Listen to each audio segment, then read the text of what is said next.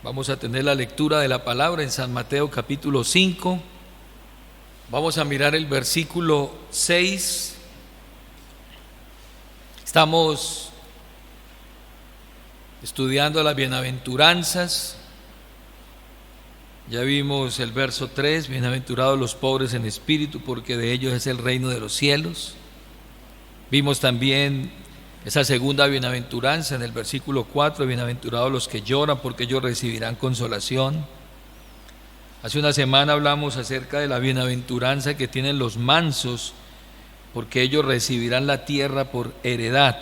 Y en el verso 6, en el cual vamos a meditar hoy, dice el versículo 6, bienaventurados los que tienen hambre y sed de justicia, porque ellos serán saciados. Hoy nos vamos a centrar en el versículo 6 del Sermón del Monte. Estamos mirando este precioso mensaje que Jesús predicó allí a una gran multitud, y precisamente habló acerca de esas características de quienes hacemos parte del reino de Dios.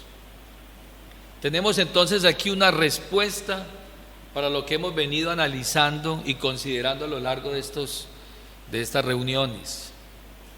Y se nos ha dicho allá que nosotros debemos ser pobres en espíritu, y hemos explicado muy bien en detalle qué significa eso, que no es que seamos gente mediocre o falta de aspiraciones, sino que aquí se está refiriendo a sentir que estamos necesitados de Dios, que el hombre debe considerarse una persona necesitada y en bancarrota espiritual antes de conocer al Señor, y que debemos llorar por esa condición, y que debemos también mostrarnos mansos y humildes frente a esa posición de nosotros como pecadores, y como aquellas personas que aún no han sido regeneradas deben tener esa actitud para poder recibir los beneficios. Estas bienaventuranzas anteriores nos han llevado a examinarnos a nosotros mismos.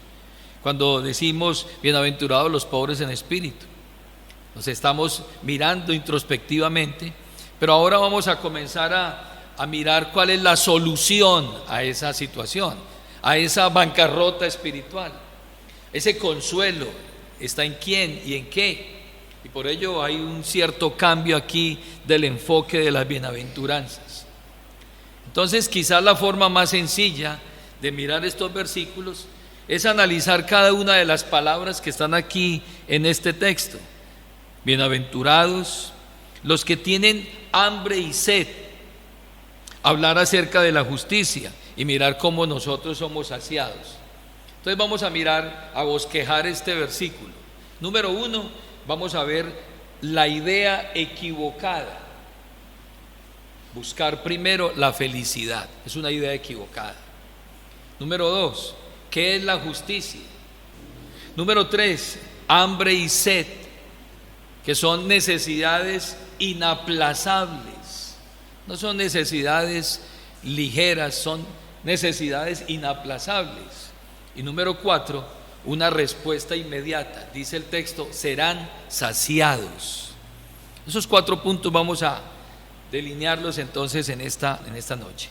¿Cuál es la idea equivocada de buscar primero la felicidad? ¿En qué anda la gente hoy?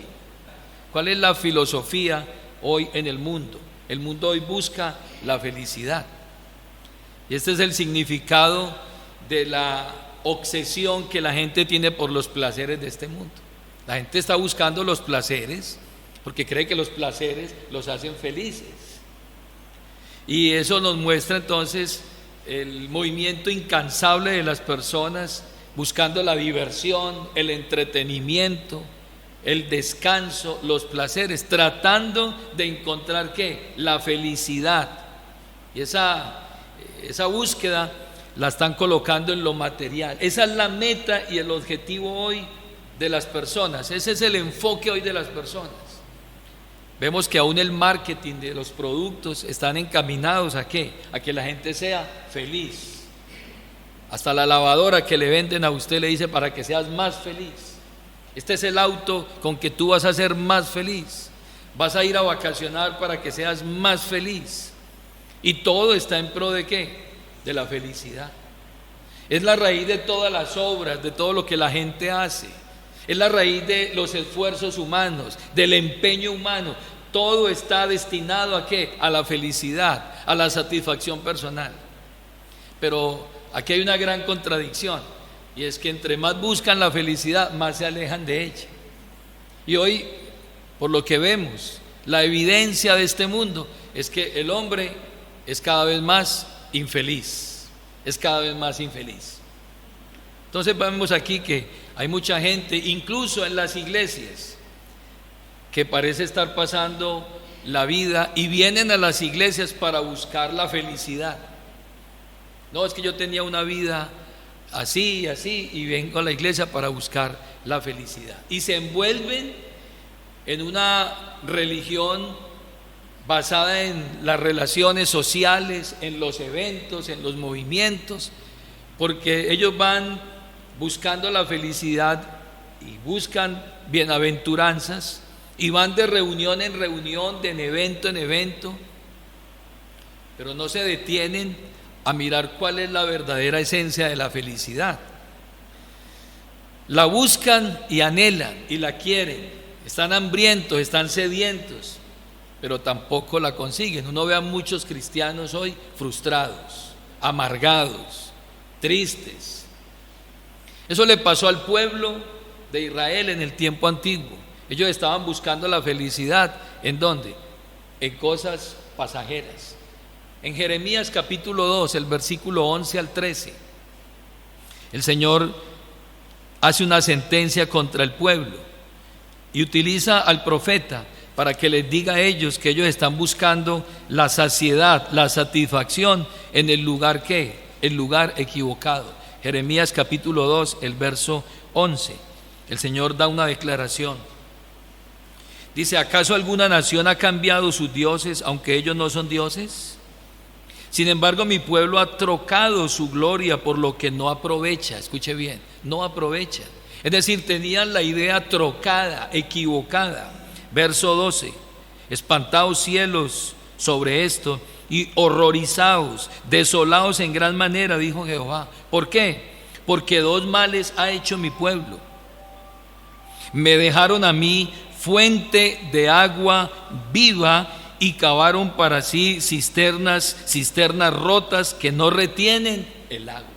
Dos males ha hecho ¿qué? Mi pueblo. No está hablando de los no regenerados, está hablando del pueblo. Me dejaron a mí fuente de agua viva y cavaron cisternas rotas que no retienen el agua. Habían dejado a Dios, se habían apartado de Él. El versículo 11 lo dice: ¿acaso alguna nación ha cambiado sus dioses aunque ellos no son dioses? Son fieles a los ídolos, son fieles a esos dioses y no los cambian. Y ustedes que tienen al Dios verdadero lo cambian por cualquier cosa. Por eso el verso 12 dice: espantaos cielos, es decir, sorpréndanse lo que está haciendo mi pueblo. Y ya cuando Jesús llega encuentra la misma situación. En Juan capítulo 7, el verso 37, muestra cómo Jesús, en cierta ocasión, cuando fue a una de las fiestas principales de los judíos, llamada la fiesta de los tabernáculos, en donde todo el pueblo se daba cita para celebrar la fiesta de los tabernáculos, y era una fiesta de celebración, y la gente iba como al culto, como a adorar y a festejar, pero esa gente salía tan vacía como entraba. Por eso Jesús esperó hasta el último momento de la fiesta. Y allí en el verso 37 del capítulo 7 de Juan, dice que Jesús irrumpió en medio de esa fiesta, ya terminando la fiesta, y dijo estas palabras: en el último y gran día de la fiesta, Jesús se puso en pie y alzó la voz diciendo: si alguno tiene sed, venga a mí y beba. El que cree en mí, como dice la Escritura, de su interior correrán ríos de agua viva. Esto dijo del Espíritu que habían de recibir los que creyesen en Él, pues aún no había venido el Espíritu Santo, porque Jesús no había sido aún glorificado. Entonces note usted aquí que es un pueblo que celebra unas fiestas, que va y se regocija, que derraman aguas en abundancia, que hacen parte de una liturgia, pero están tan sedientos y están tan secos y áridos como el desierto. Y Jesús entonces les hace un llamado: si alguno tiene sed, venga a mí y beba.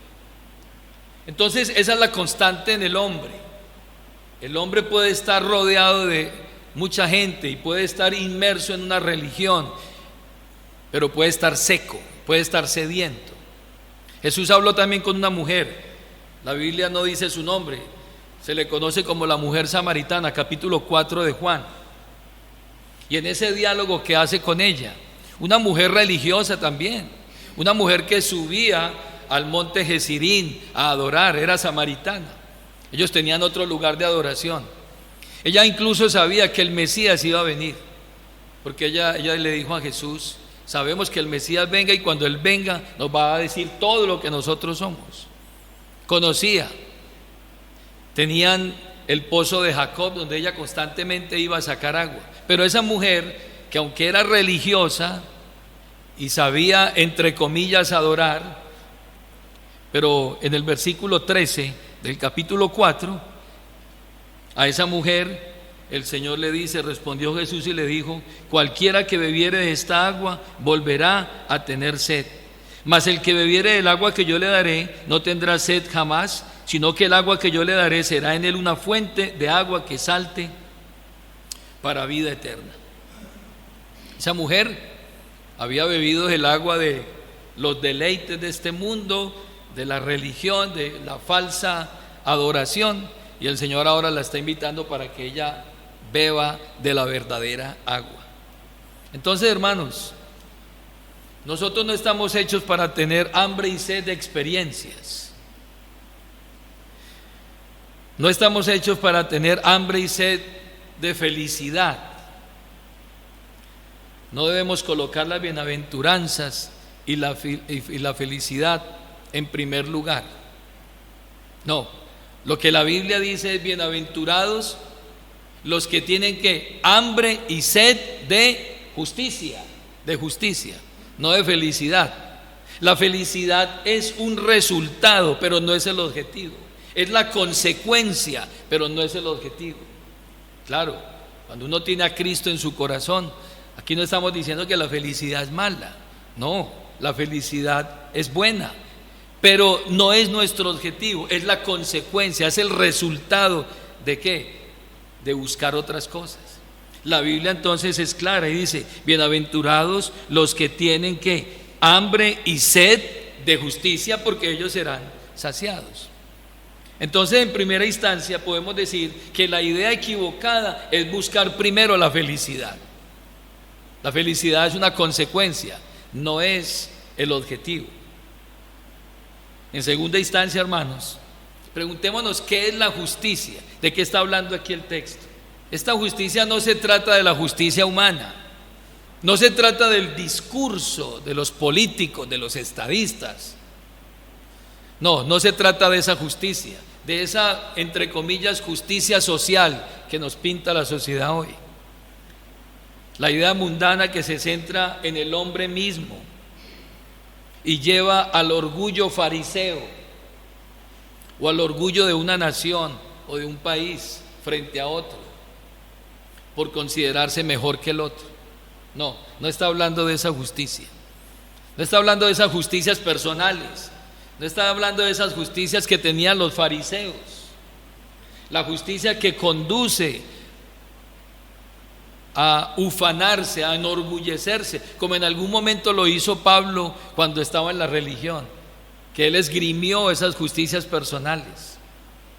Pero él tuvo que reconocer que todo eso era pérdida, eso era basura, esas justicias.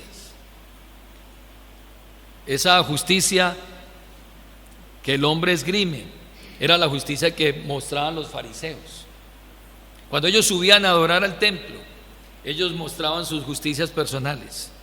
Jesús habló de una parábola. Lucas 18:9 mostró claramente cuáles eran esas justicias humanas. Dice la Escritura: a unos que confiaban en sí mismos como justos y menospreciaban a los otros, dijo también esta parábola. Ahí está el público objetivo de Jesús en ese momento. ¿A quién le iba a dirigir esta parábola? A muchos que confiaban en sus propias justicias y menospreciaban a los demás. El verso 10 dice: 2 hombres subieron al templo a orar. Uno era fariseo y el otro publicano. El fariseo, puesto en pie, oraba consigo mismo de esta manera: aquí está la justicia humana. Dios, te doy gracias porque no soy como los otros hombres, ladrones, injustos. Aquí estamos hablando de la justicia. Injustos, adúlteros, ni aun como este publicano. Y ahora él saca sus pergaminos, saca sus credenciales. ¿Qué dice? Ayuno 2 veces a la semana, doy diezmos de todo lo que gano. Está mostrando que sus propias justicias, y está mirando por encima del hombro a aquel hombre que está a su lado. Y dice el versículo 13: mas el publicano, estando lejos, no quería ni aún alzar los ojos al cielo, sino que se golpeaba el pecho diciendo: Dios, sé propicio a mí, pecador. Y el verso 14 resume en qué termina esta historia. Os digo que éste descendió a su casa, ¿qué? Justificado. Estamos hablando de justicia. Justificado antes que el otro, porque cualquiera que se enaltece será humillado, y el que se humilla será enaltecido.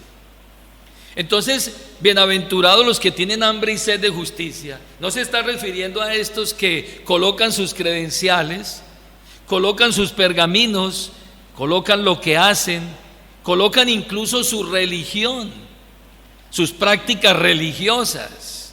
No es que yo oro, no es que yo me congrego, no es que yo canto, no es que yo ofrendo. Y están basando su vida cristiana en eso. Pero hermano, esa no es la justicia que Dios quiere. Pablo muestra en Filipenses capítulo 3, el verso 4, que en su ignorancia, aunque decía conocer a Dios, él estaba basando su relación con Dios en sus justicias propias. Dice en el versículo 4 de Filipenses 3, dice el verso 4: aunque yo tengo también de qué confiar en la carne, si alguno piensa que tiene de qué confiar en la carne, yo más. Ahí están las justicias propias. Circuncidado al 8º día, del linaje de Israel, de la tribu de Benjamín, hebreo de hebreos, en cuanto a la ley fariseo, en cuanto a celo perseguidor de la iglesia, en cuanto a la justicia. Aquí estamos hablando de ¿qué?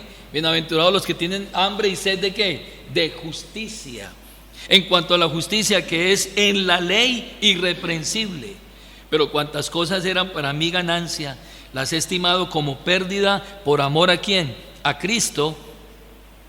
Y ciertamente aún estimo todas las cosas como pérdida por la excelencia del conocimiento de Cristo Jesús, mi Señor, por amor del cual lo he perdido todo y lo tengo por basura para ganar a Cristo. Verso 9 dice: y ser hallado en Él. Note usted, en Él, no teniendo mi propia justicia que es por la ley, sino la que es por la fe de Cristo, la justicia que es de Dios por la fe. Entonces note usted que aquí hay 2 justicias: la justicia en la cual se estaba apoyando Pablo, en la tradición, en la religión, en todo ese andamiaje religioso, pero él tuvo que decir: todo eso es ¿qué? Basura. Eso no te sirve, hermano. Eso no te sirve para nada. Si tú estás apoyado en eso hoy, estás equivocado. Tienes que bajarte de ahí y tienes que hacer un cambio. Dejar de apoyarte en esa justicia personal, en esa justicia religiosa, en esas justicias propias, para apoyarte en la justicia que es de Dios por la fe. Verso 10: a fin de conocerle y el poder de su resurrección y la participación de sus padecimientos, llegando a ser semejante a él en su muerte, dice. Entonces Pablo reconoció que esas justicias no le alcanzaban. La justicia de Dios, ¿cuál es? La justicia que es revelada por medio del Evangelio. Esa es la justicia que tiene mérito ante Dios.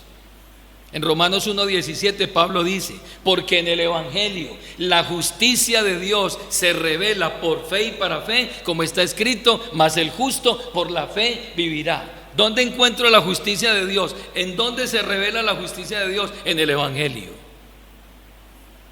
No es en el tratado de las Naciones Unidas. No, ahí no está la justicia, porque en la justicia del hombre no opera la justicia de Dios.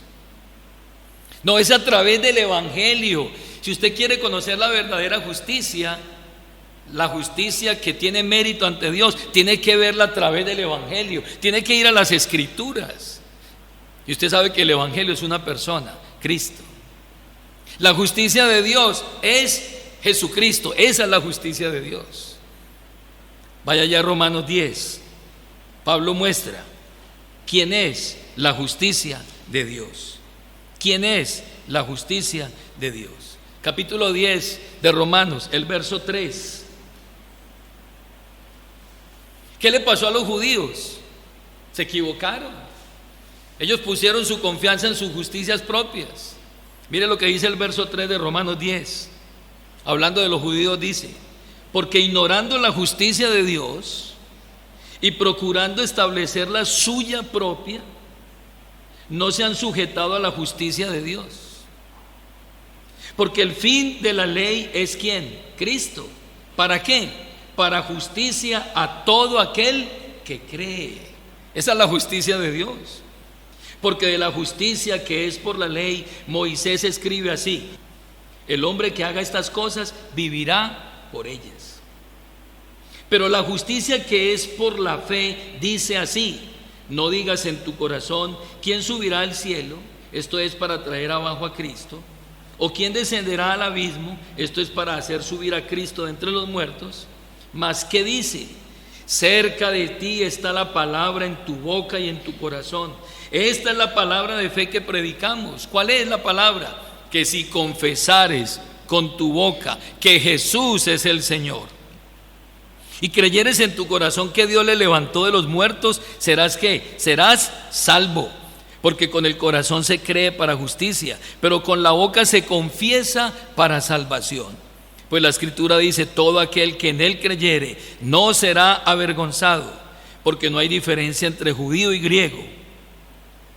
Pues el mismo que es Señor de todos es rico para con todos los que le invocan, porque todo aquel que invocar el nombre del Señor será salvo. ¿Quién es la justicia de Dios? Cristo. Cristo es la justicia de Dios.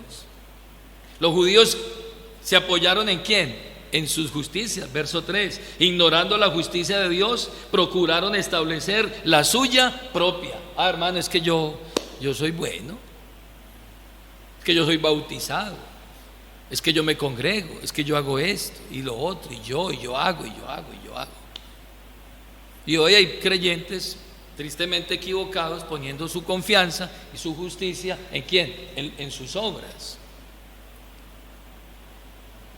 Así que miramos que Cristo es entonces la justicia de Dios. Y a fin de cuentas, no es más que un deseo y un anhelo el ser como Cristo. Entonces, si queremos la justicia de Dios, ¿qué tenemos que hacer? Imitar ¿a quién? A Cristo. ¿Estar en quién? En Cristo. ¿Qué tenemos que hacer nosotros para tener la justicia de Dios? Mirar a Cristo. Miremoslo a Él. Contemplémoslo a Él en los evangelios. Contemplémoslo a Él como un Dios encarnado. Veamos su obediencia. Veamos su sometimiento a la santa ley de Dios. Veámoslo cómo reaccionó Él ante otros. Veamos su amabilidad, su compasión, su sensibilidad. Veámoslo a Él incluso ante sus enemigos, todo lo que hizo. Veámoslo en las Escrituras. Ahí está. Esa es la justicia de Dios. Yo tengo que ser un ¿qué? Un imitador de Cristo. Esa es la justicia de Dios. ¿Cuál es el propósito de Dios? Que yo sea como Cristo.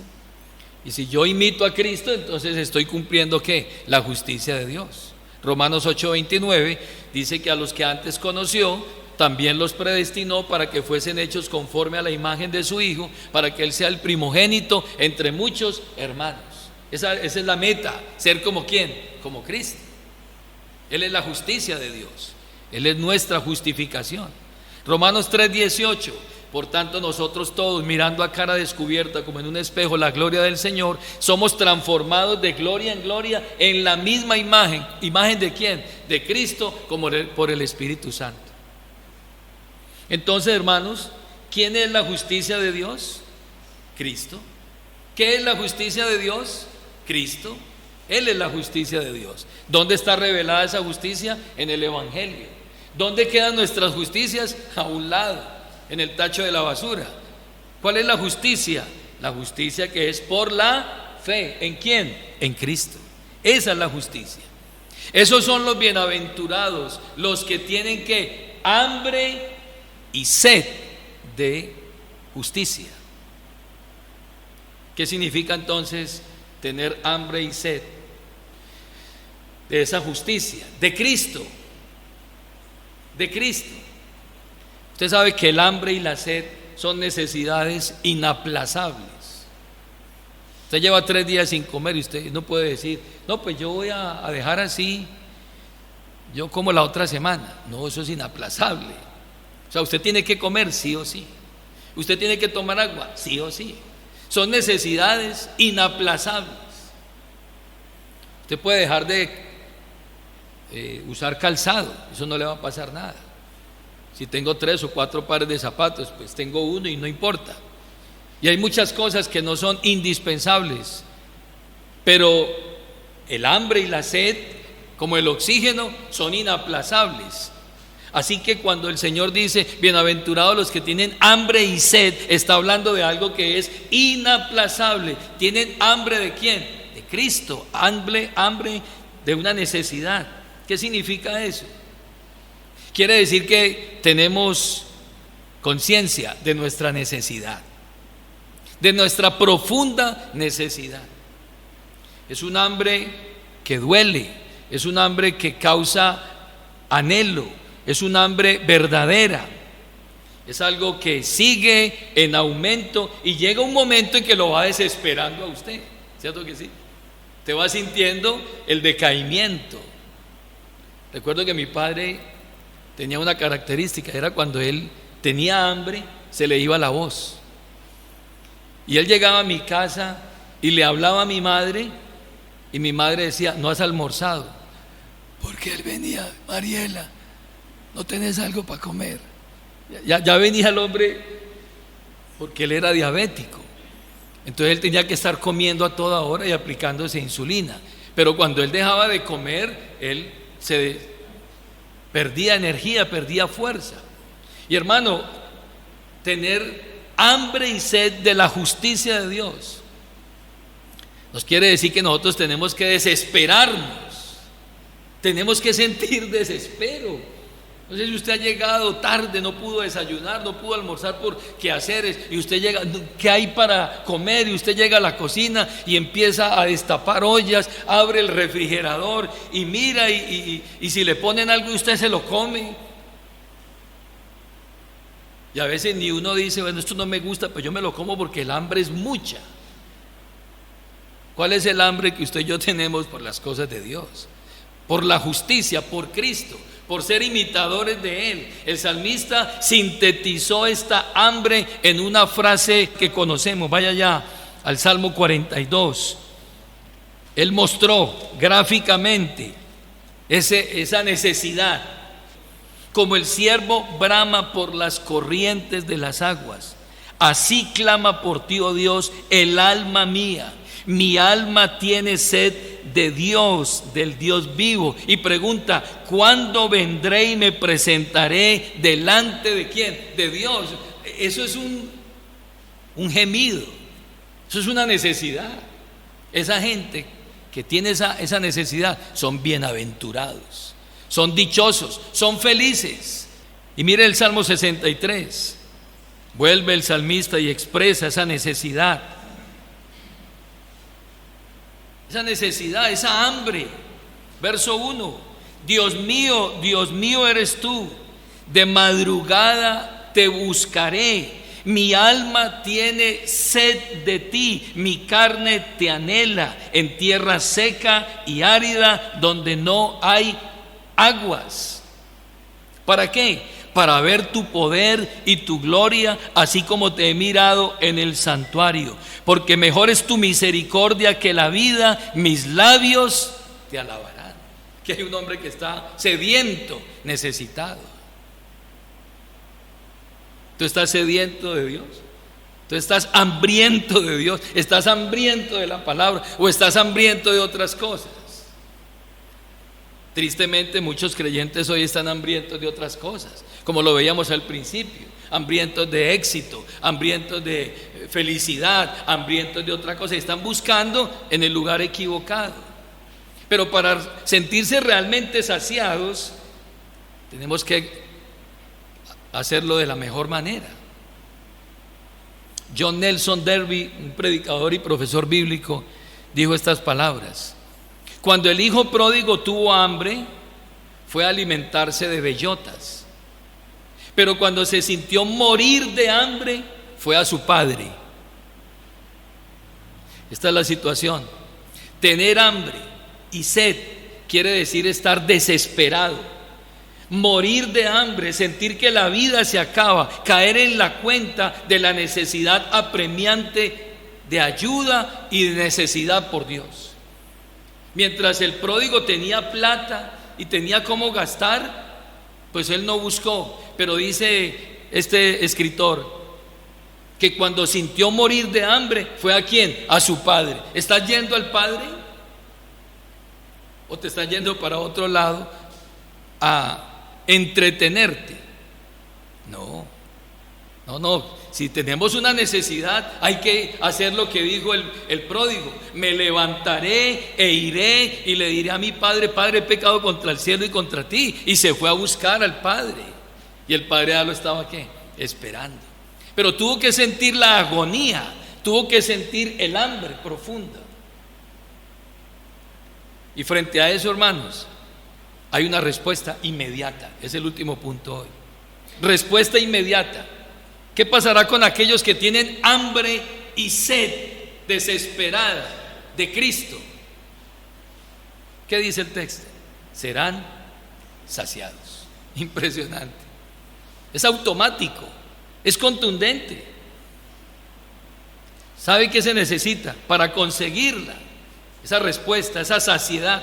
Solo se necesita reconocer la necesidad que se tiene de Él, nada más, para usted ser saciado y sentir la satisfacción de Cristo. Solo necesita reconocer la necesidad que usted tiene, nada más. Automáticamente dice: será saciado. Usted y yo necesitamos ser saciados. Tristemente estamos buscando la saciedad en otras cosas. Y se nos va quizás el día volteando y haciendo cosas, y al final nuestra alma seca. Jesús, allí en el capítulo 6 de Juan, habló con los judíos, 6:33, y les dijo a ellos que Él, solamente Él, es el único pan que puede saciar el alma. Hoy hay una sociedad buscando alimento y saciedad en muchas cosas. Pero hermanos, Jesús, hablando con los judíos, les mostró que Él era ese pan que había descendido del cielo. 6:33 dice la escritura, leamos desde el verso 31: nuestros padres comieron el maná en el desierto, como está escrito: pan del cielo les dio a comer. Ellos habían comido un pan, pero un pan que físico. Y Jesús les dijo: de cierto os digo, no os dio Moisés el pan del cielo, mas mi Padre os da el verdadero pan del cielo. El verdadero. Es que no hay panes que no son verdaderos. Hay alimentos que no sacian. Hay alimentos que no satisfacen, que no alimentan. Porque el pan de Dios es aquel que descendió del cielo y da vida ¿a quién? Al mundo. Le dijeron: Señor, danos siempre de este pan. Jesús les dijo: yo soy el pan de vida.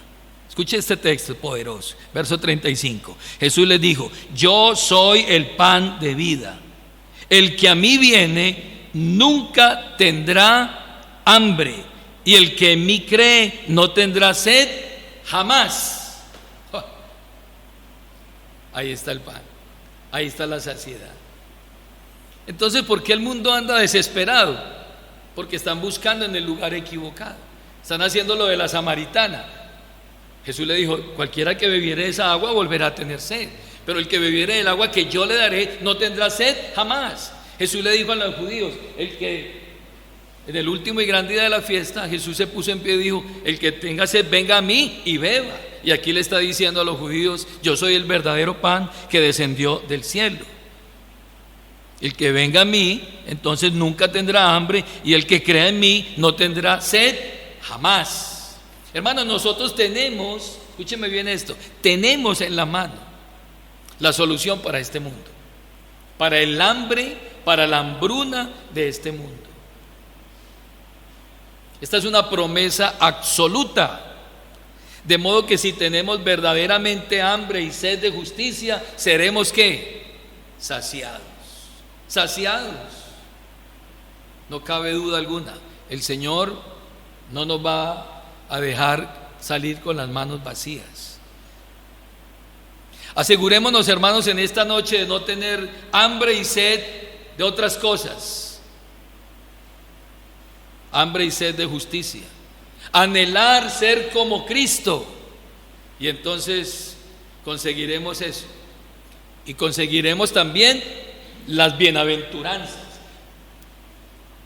Conseguiremos también la felicidad real del reino, no una felicidad pasajera como el mundo, llena de emociones.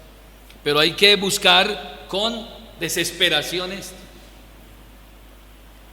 Se me vienen a la mente las palabras de la Sirofenicia, cuando vino a pedir un milagro a Jesús, y el Señor le dijo que el pan era para los hijos. ¿Recuerdan? El pan era para los hijos, y que no era lícito dar el pan de los hijos a los perrillos. ¿Y qué le dijo ella? Aún los perrillos comen de la mesa de su Señor. No importa. O sea, esa mujer estaba tan necesitada, tenía tanto anhelo, que dijo: aún los perrillos comen de la mesa de su Señor. Y el Señor dijo: no he visto tanta fe, ni aún en Israel. Vaya, ve, y como creíste te sea hecho. ¿Por qué? Se fue saciada, se fue saciada. Les invito a estar en pie, hermanos, en esta hora, para que oremos. ¿Recuerda cómo usted buscaba cuando estaba recién convertido? ¿Se acuerda? Recién había conocido al Señor. Ese anhelo que usted tenía, esa pasión, esa hambre por las cosas de Dios, esa sed que usted mantenía. Yo recuerdo, hace mucho tiempo, hace muchos años. Pero, hermanos, para nosotros era un deleite todo el tiempo nosotros estar alimentándonos de la palabra, orando, buscando el rostro del Señor, así como ese siervo. Pero quizás el tiempo ha pasado, estamos buscando la saciedad en otras cosas, y entonces eso está ocasionando en nuestra vida que no seamos realmente felices, porque la felicidad solamente está en Cristo, en llenarnos de Él. Vamos a orar. Si el Espíritu Santo le ha dicho algo a usted en su corazón en esta noche, reflexionemos, hermanos, alrededor de ello, y pidámosle al Señor en esta noche que nos dé esa hambre por las cosas de Dios, que usted sienta esa necesidad de buscar el rostro de Dios, de saciarse con su palabra y de querer anhelar o desear ser como Él.